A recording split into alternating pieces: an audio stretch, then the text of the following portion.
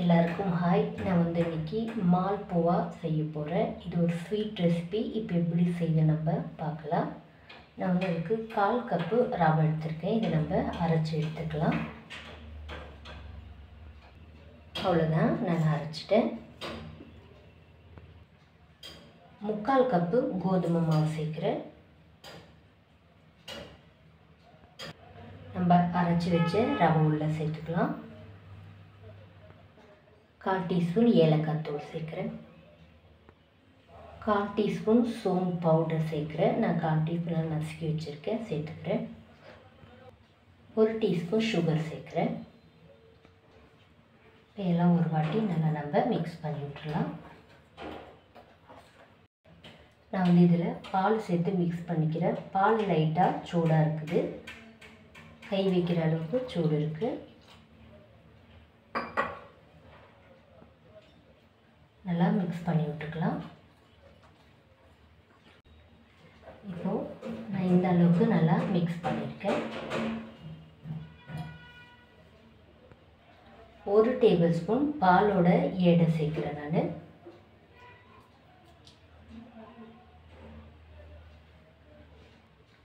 இப்போ நல்லா நம்ம மிக்ஸ் பண்ணிவிடலாம்.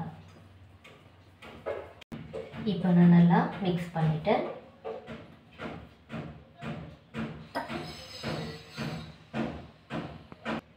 ஒரு மூடி போட்டு 15 நிமிஷம் இருக்கட்டும்.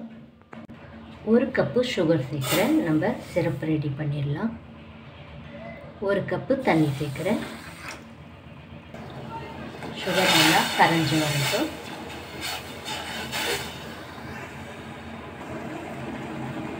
கொஞ்சமாக ஏலக்காய் தூள் சேர்க்குறேன். மிக்ஸ் பண்ணிவிடலாம். அவ்வளோதான், நம்முடைய சிரப்பு ரெடி ஆகிடுச்சு. நீங்கள் கையில் தொட்டு பார்க்கும்போது பிச தன்மை இருந்தால் போதும், நம்ம எடுத்துடலாம். இப்போ நான் எடுத்துடுறேன்.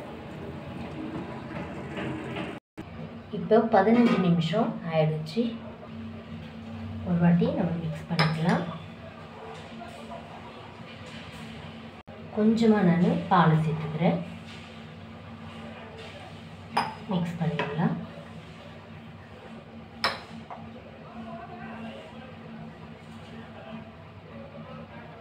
அவ்வளோதான், நான் பால் சேர்த்து இந்த அளவுக்கு மிக்ஸ் பண்ணி வச்சுருக்கேன்.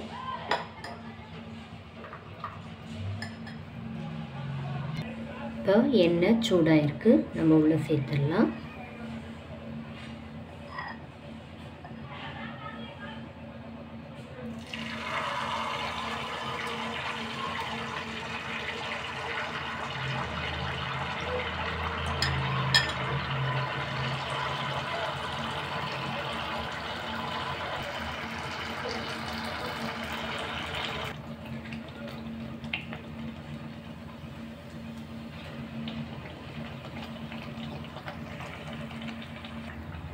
அவ்வளோதான், 2 பக்கமும் நல்லா நம்ம திருப்பி போட்டு எடுத்துடலாம்.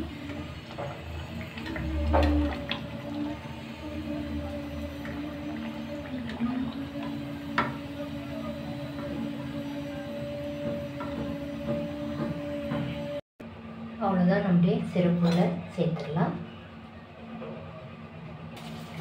5 நிமிஷம் இருந்தால் போதும்.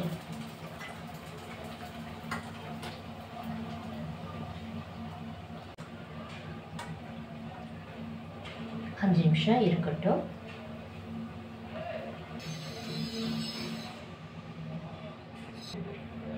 அஞ்சு நிமிஷம் நம்ம ஊற வச்சா போதும். இப்படி எடுத்துடலாம்.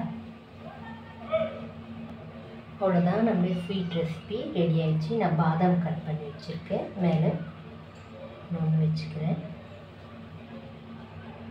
அவ்வளோதான், இந்த வீடியோ உங்களுக்கு பிடிச்சா லைக் பண்ணுங்கள், கமெண்ட் பண்ணுங்கள், சப்ஸ்கிரைப் பண்ணுங்கள். தேங்க்யூ.